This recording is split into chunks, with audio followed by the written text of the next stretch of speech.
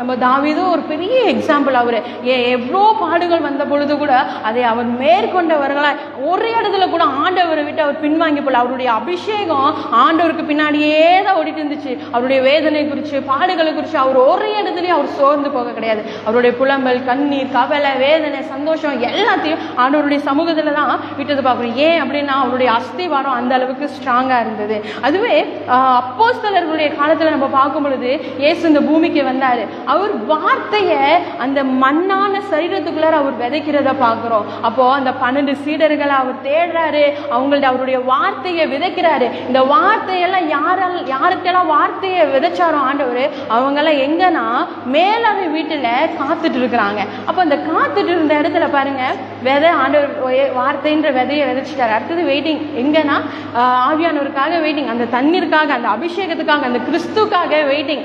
அப்போ பாருங்களேன், ஒரு வார்த்தைன்ற அந்த ஒரு அஸ்திவாரம் வந்துருச்சு. அடுத்தது இன்னொன்று என்ன வரப்போகுதுன்னு பார்த்தீங்கன்னா ஆவியானவர். அந்த மேல் வீட்டறையில கூடி இருந்தவங்க மத்தியில ஆவியானவர் அங்க இறங்கும் பொழுது, இயேசுவும் கிறிஸ்துவும் இணைந்து ஒரு அஸ்திபாரமாய் அங்க சேரும் பொழுது, அங்க இருக்கிற அந்த வீடுகள் எல்லாம் எப்படின்னு பார்த்தீங்கன்னா ஒரு ஸ்ட்ராங், உறுதியுள்ள ஆவிக்குரிய வாழ்வா அங்க கட்டப்பட்டதை பார்க்கிறோம். ஏன்னா மறுதளிச்ச பேதுரு அங்க ஒரு உறுதியானவரா இருந்து 3000 பேர் ரட்சிக்கப்படும்படியாக அங்க நின்றதை நம்ம வேதத்துல பார்க்கிறோம். அது போலதான் நம்மளுடைய அஸ்திபாரம் எப்படி இருக்கணும் அப்படின்னா அது வலுள்ளதா, ஸ்ட்ராங்கானதா இருக்கணும். அது எங்க கட்டப்பட்டிருக்கும் அப்படின்னா இந்த பூமியில நீங்க எங்க தேடினாலும் எதுவுமே இல்லைங்க. இயேசு கிறிஸ்துவை எல்லாமல் வேறே அஸ்திபாரம் கிடையாது.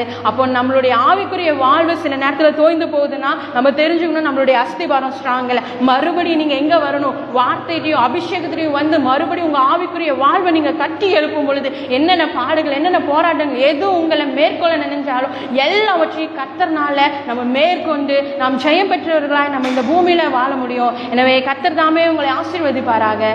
ஆமென்.